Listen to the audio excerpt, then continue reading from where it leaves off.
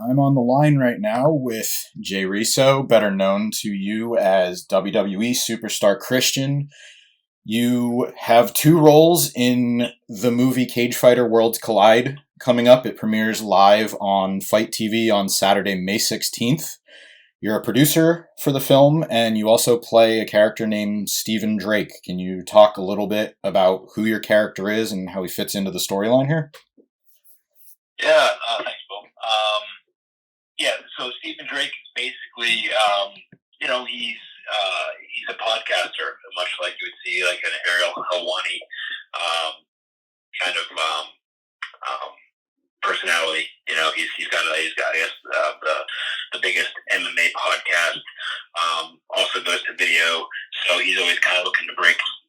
Be on top of getting the inside scoop and breaking news and those sorts of things. And so he has a kind of pivotal role as far as that's how that storyline plays out. How did you get involved with being a producer on the film?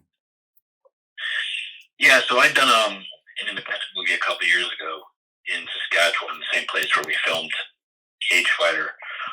There's a producer of that movie called Super Grid, and his name was Hugh Patterson. And he was friends with Shane Futzlocker, who was a producer on Cage Fighter. And he was talking to him about the project and knew there was wrestling aspects in it. So he said, "Oh, you should talk to Jay about this. Have him take a look at it." So they sent me the script, and I read it, and I just made a couple suggestions. And then they said, "Hey, do you want to come on board as producer?" Which basically was just kind of making suggestions on the wrestling aspect of the project.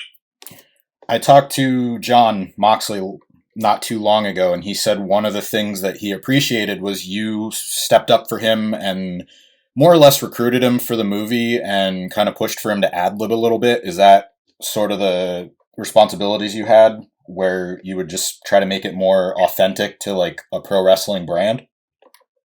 Yeah, well, first of all, with the type of character, when you see the movie, you'll know that he was the right choice, for this character. It has him written all over it, and obviously wanted a big name, and he happened to become a free agent right at the time that this was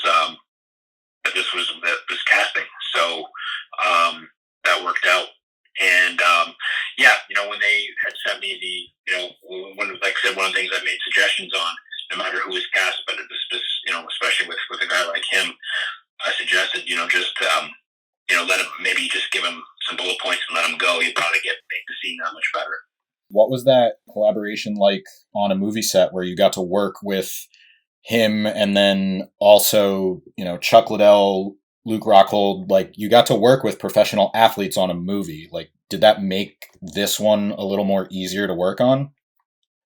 Yeah, actually, well, I had worked with the Shield quite a bit, a lot on live events and things like that. So there, we did have a good chemistry in the ring. Always had good matches with those guys. Had a lot of fun as well. But actually, I wasn't even. we weren't even in Saskatchewan at the same time. So our schedules were just so different that I wasn't even there when he was there.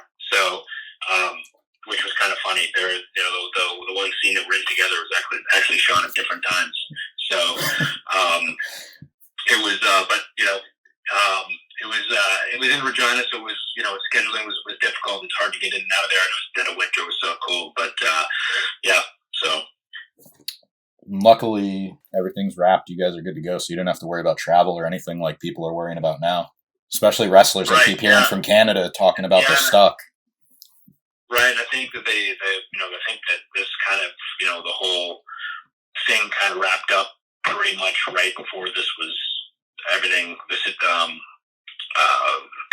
kind of broke with everything, So kind of got lucky in that aspect too. Mm-hmm. You still live in Tampa area, right?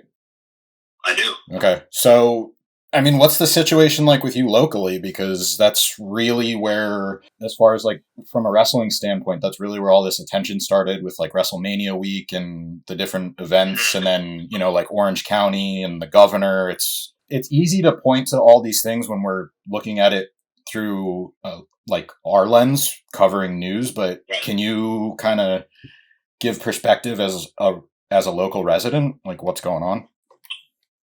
Yeah, it was it was strange, because the city of Tampa was like really gearing up for WrestleMania. It was one of those things where people had been talking about it like basically for a year, and kind of leading up to this, and that it was, but obviously every sporting event is in the same boat, so there's not much you can do about it. As far as everything else goes, I've just tried to be smart and follow the same guidelines, and just just stay indoors, and that's basically what I've tried to do. I know for a few weeks kind of got held up where you didn't have backstage on that affected the network. But you've made some appearances. I've seen you on the Hall of Fame podcast with Booker T. Has this really slowed any of your work down because you're still making those on-air appearances as an analyst? Well, yeah. I mean, I've had a couple of things that were going on that's obviously throwing a wrench in the plans of. But hopefully when everything clears up, that will change. And but the as far as I feel fortunate that with backstage and stuff. Yeah, I just don't think that at the start that anybody knew how long this was really gonna go on for. So, but the main thing is too is also I think it's important to give people an escape and to give them entertainment and to do these kinds of shows. So it kudos to everybody involved with the team for backstage for making it happen as well. And I think they've been really fun to do. It's obviously not the same feel as being in the studio with everybody, but it's still a lot of fun to get on there with everybody, and we have so much fun doing that show. So, we just turn the computer on and make a show. So, in the office or wherever. Yeah, I think you're starting to see all across the board, not just wrestling, what works, what doesn't. It almost feels like people appreciate doing these shows. Like another one I watch is Talking Dead. Almost like more enjoyable because you at least still have that connection.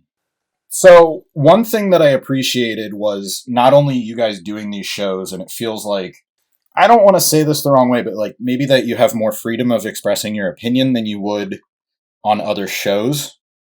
But do you feel like, whether it's the backstage format or at least the evolution of social media, that, you can kind of have more of an articulated opinion because you're getting as much time as you want, especially now that you're doing these shows from home? Right. Well, I mean, that's kind of true and not. I mean, still within an hour format, right, when we're doing backstage. Mm-hmm. So, I mean, there's that. But, I think that the cool thing about the back, unless I completely misunderstood your question, but it's the vibe that we have is, that we just, it's just fun, I think with no matter what kind of panel we have on there, there's a certain chemistry, and it's light, and it's loose, and it's fun. And we're giving our opinions, and that's what makes it fun. And I will try to clarify. I did go off there a little bit, but I just really feel like when you're doing these shows and podcasts that weren't available when you were still, like when you were an active wrestler, like you had to hit these cues, right, and you have like your match time or promo time, but now it feels like, not that the handcuffs are off, but that you can really develop a more detailed opinion. Like one thing I really appreciated was your take on Ronda Rousey's comments about the whole fake thing, because it was well spoken. It was an open dialogue with Booker T.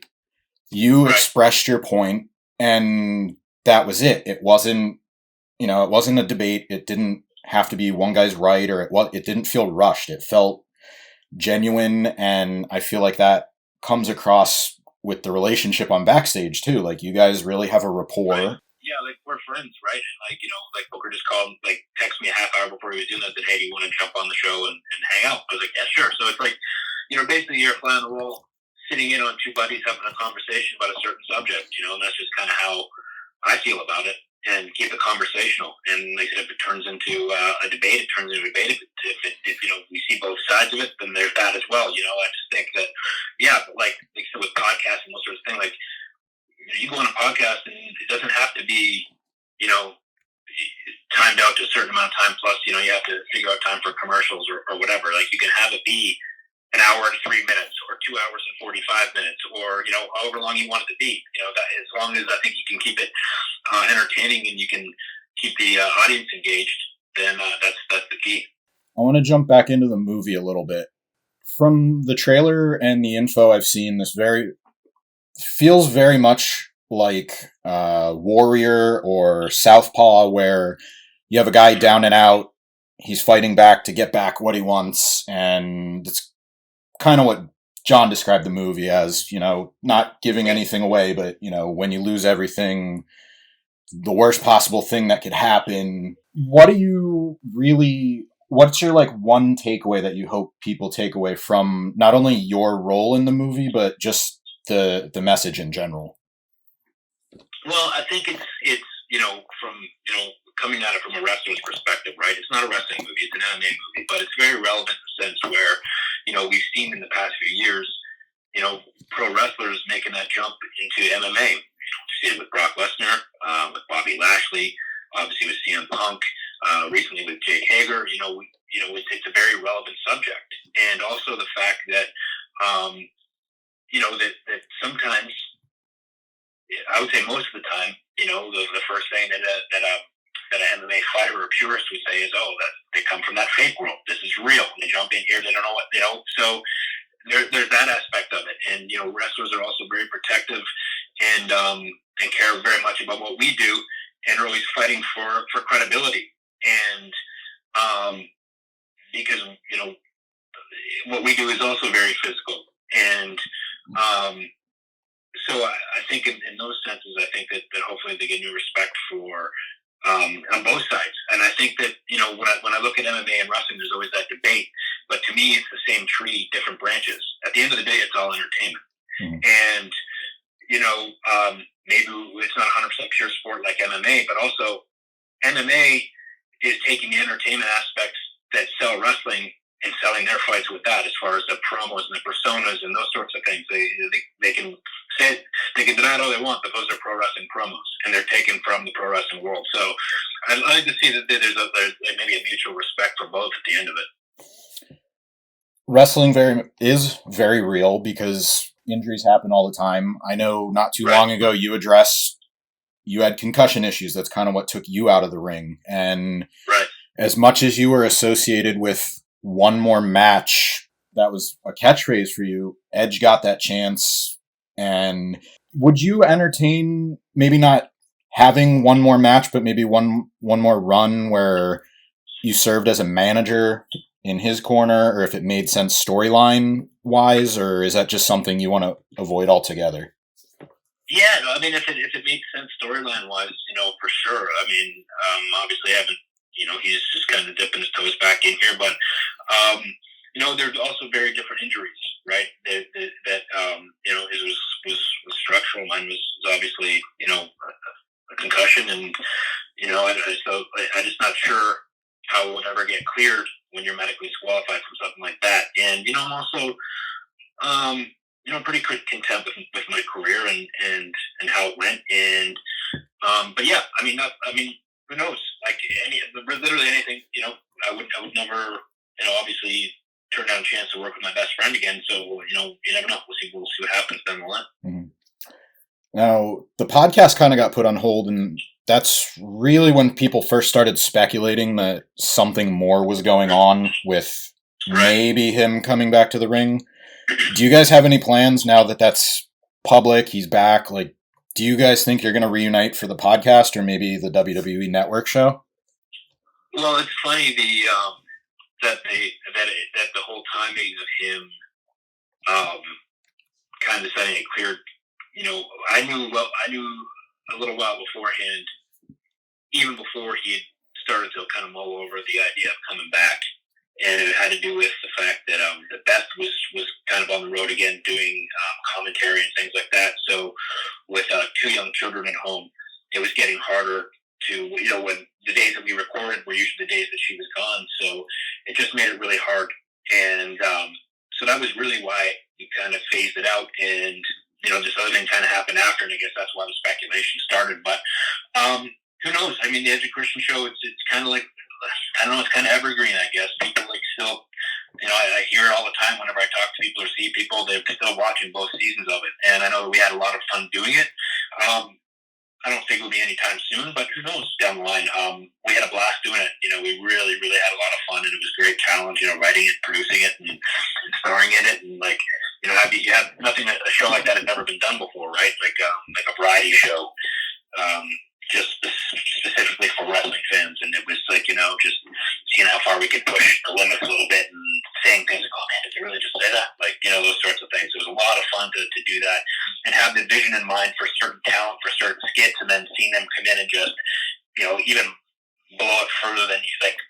Just blow your mind, thinking like making it better than you ever envisioned it being, like that sort of thing. So I can't say enough about the experience doing that show, which is one of the most fun things I've ever done in my career.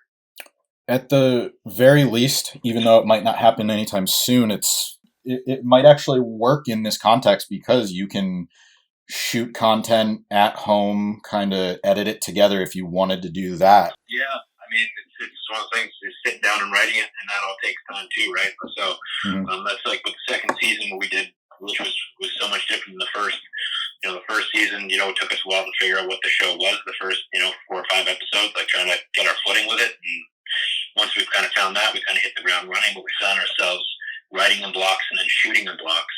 Whereas the second season, we sat down and wrote the entire second season first, and then shot after it was completely written. So I just think that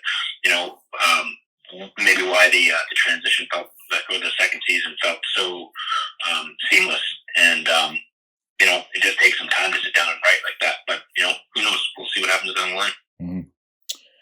You're very much under the WWE umbrella. You're always associated, with them now, especially being on Backstage more. But how much are you paying attention to the rest of the wrestling world, like AEW, Impact? Do you follow it as much as you would WWE for work? Yeah, I mean, I try to watch everything, be on top of everything, take a look and see what's going on. It's just the cool thing about being a wrestling fan at this point in time is,